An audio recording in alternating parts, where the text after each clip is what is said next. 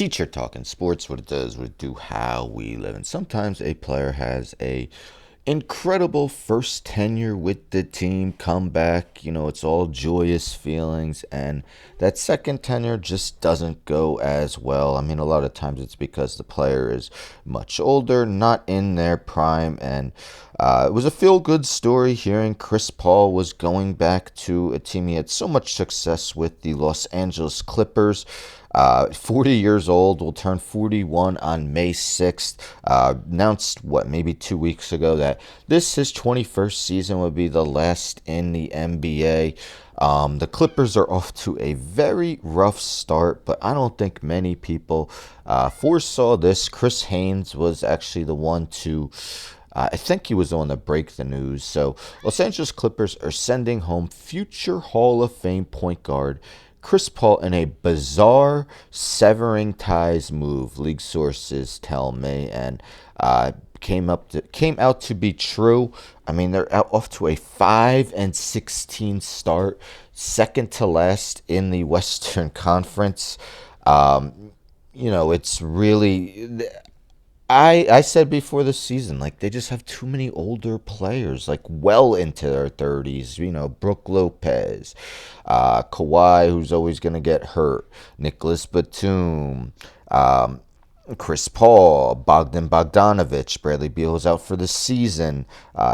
So James Harden. Not that those guys aren't productive anymore, but I just don't think a team can win when so many of their key guys are well over, at least over the age of 30. And the Clippers did have a statement. This is basket news. Once I get rid of this ad, where is the close? There we go.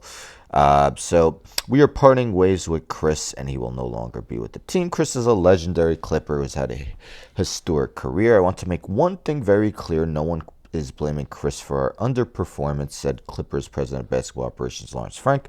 I accept responsibility for the record we have right now. There are a lot of reasons we've struggled. We're grateful for the impact Chris has made on the franchise. So you wonder, I mean, he signed a minimum deal. You wonder in his last season if he wanted a better chance to win his first ring, because it's almost in all likelihood the Clippers are going to miss out on the playoffs. And you see, it's been a rough season. Last year, he was the full-time starter with the Spurs, starting all 82 games.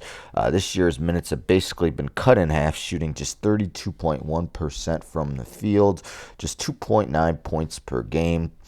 I think it's pretty safe to say, I don't even need to say that is a career low. For the legendary point guard, will be a first ballot Hall of Famer. It'll be interesting to see if Chris Paul requested this. If something happened, if Chris Paul got frustrated, the Clippers just said they didn't want him. I mean, that would be surprising because, he's never had any instances like that during his career. Or if the Clippers just wanted to give him a better chance to be part of a winning club in his last season. But what are your thoughts? This isn't the Chris Paul of old, but I don't see him staying unsigned unless he chooses to remain unsigned. We know he wanted to be in the California area for this season. So, there's probably a bunch of teams he's not going to want to go to, but who do you think would be a good suitor for him? Even if he's not a rotation guy, I could see a team bring him in for that veteran leadership in what is his last season. But more news on this probably coming out in the next few hours or days. Anyhow, don't forget to subscribe. Tell a friend, subscribe. Like the video, share the video, hit the bell for notifications. I'm out.